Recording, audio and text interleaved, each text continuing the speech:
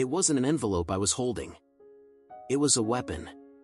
Inside were 4 sheets of paper that could bring a multi-million-dollar company to its knees. And the best part? The man who owned it all, the man who had just laughed while cutting my salary, had no idea it was coming from me. All I had to do was let go, and drop it in the mailbox. We've all felt that sting of disrespect. That moment when someone in power pushes you just a little too far, thinking you're powerless to fight back. But what they never count on, is the quiet ones. The ones who are paying attention.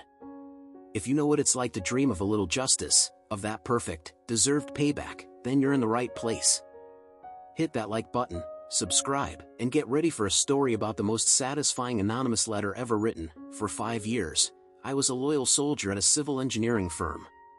Let's call it Apex Construction. My job was project coordinator. I was the one who made sure the I's were dotted and the T's were crossed. And the man who signed my checks, the owner, let's call him Mr. Henderson, was a piece of work. He wasn't just frugal, he was pathologically cheap. He'd boast about reusing paperclips, we'd have meetings about the electricity bill, and he once tried to argue that we didn't need to buy the specific grade of concrete the engineer called for because, and I quote, dirt is cheap, cement is expensive. I saw it all. The corners he cut weren't just about saving pennies, they were about integrity. And in our line of work, integrity isn't a virtue, it's a safety requirement. The project in question was a new suburban development, the Crestview Estates. Dozens of houses built on a hillside, held in place by a series of massive retaining walls. The engineering firm we hired, a reputable one, had provided a meticulous plan. Deep pilings, specific reinforcement, proper drainage. It was a blueprint for safety. But Henderson took one look at the cost of excavation and nearly had a heart attack. "We're not digging that deep," he scoffed. "It's overkill." I remember the day the lead engineer, a stern, principled woman named Dr. Evans, stood in Henderson's office, her voice tight with controlled fury. "Dr. Evans. Mr. Henderson, if you do not follow this plan to the letter, you are compromising the structural integrity of those walls. I will not put my seal on this.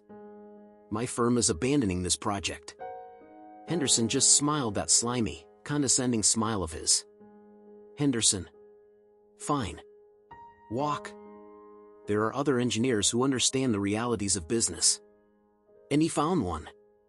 A guy who, for a fraction of the price, was willing to sign off on a far less robust design. But here's the thing. I'm a meticulous person. It's in my DNA. So when Dr. Evans's firm left, they accidentally left behind a full set of their original engineered drawings and their preliminary soil reports. And I filed them away. I didn't know why at the time. Maybe it was a professional instinct.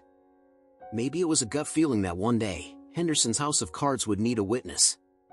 Fast forward to the present. The Crestview walls are up. Houses are sold.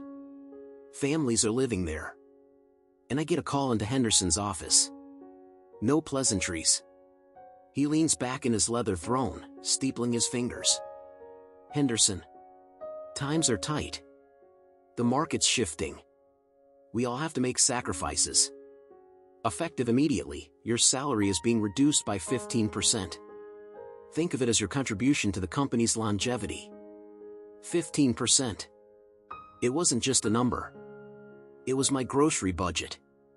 It was the extra payment on my student loans. It was respect, shredded right in front of me. The heat rushed to my face.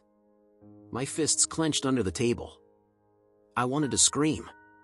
To ask him how he could justify his new car while cutting the pay of the people who actually kept his company running. But I didn't. I just nodded, my throat too tight to speak. I walked back to my desk, the world feeling muffled and distant. The injustice burned in my chest like a hot coal. 2 days later, my personal cell phone rang. A number I didn't recognize. "Lawyer. Hello, I'm a paralegal with Mason and Gray, representing the Crestview Homeowners Association. We're investigating some concerning structural issues with the retaining walls in the development.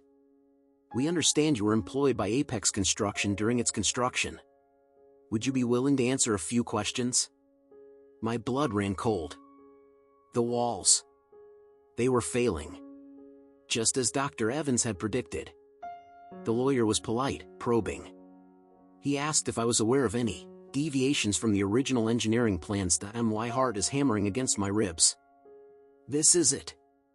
This is the moment. I have everything. The original plans. The reports showing the soil instability. The proof that Henderson knew he was building a time bomb. I could end it all right now, but I played it cool. Professional. Protagonist. I'm sorry, I'm not at liberty to discuss proprietary company projects. I wish I could help. I hung up the phone. My hands were trembling, but not from fear. From opportunity. A cold, clear, crystalline sense of purpose settled over me.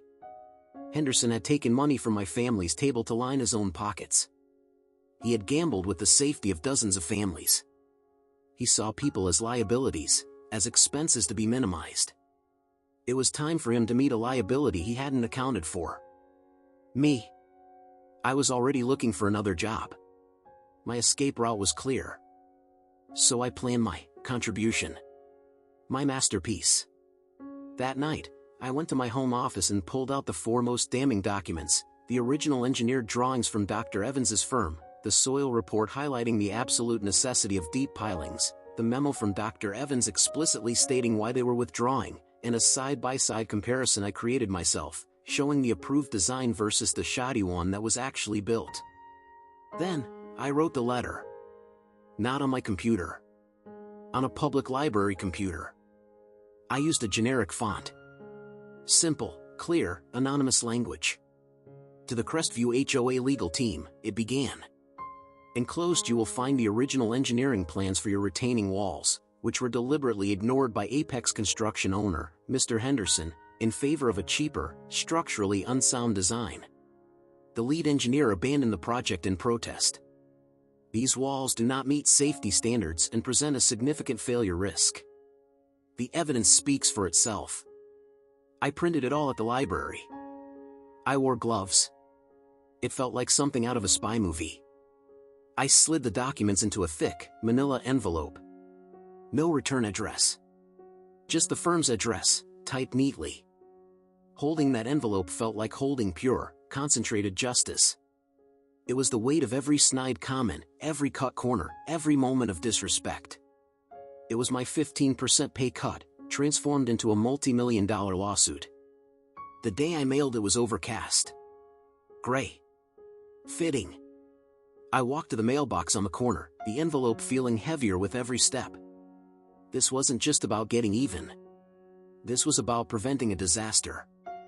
This was about giving those families the truth they deserved. I paused for a moment, my fingers resting on the cold metal lip of the mailbox. I took one last breath. And then I let it go. I heard the soft thud as it landed inside. The mailbox door closed with a final, resonant clang that felt like a full stop at the end of a very long, painful sentence. The payoff wasn't immediate. It was a slow, beautiful avalanche. I landed a new job with a 20% raise and a boss who respected me. About 3 months into my new role, I decided to do a little digging. A quick search of local business litigation. And there it was. Crestview HOA versus Apex Construction. The case was massive. The homeowners were suing for the full cost of tearing down and rebuilding every single retaining wall, a sum in the millions. The legal article mentioned that due to an anonymous tip with extensive, irrefutable documentation, Apex Construction has little ground to stand on. Their insurance is likely to deny the claim, leaving the company personally liable. I found a picture of Henderson from a local business journal article published just the week before. The caption read, "Local businessman faces bankruptcy." He looked hollow. The smug smile was gone. The expensive suit looked like it was hanging off a ghost. There was no dramatic confrontation. No screaming phone call. Just the quiet, public implosion of a man who thought he was too clever to get caught. The coal of anger that had been burning in my chest for years? It was finally, completely extinguished. Replaced by a profound, quiet peace. People think revenge is about anger. And maybe it starts that way. But for me, It ended with clarity. It taught me that the quiet, diligent person in the corner, the one who everyone underestimates, they're often the most dangerous, because they're the ones who have been paying attention all along. If this story of cold, hard, perfectly executed justice gave you that satisfying chill, then do me a favor, smash that like button and let me know in the comments, what's the most deserved karma you've ever witnessed? And of course, if you want more stories about the underdog fighting back and winning, subscribe and hit the notification bell. Because the next story might just give you the blueprint for your own quiet victory.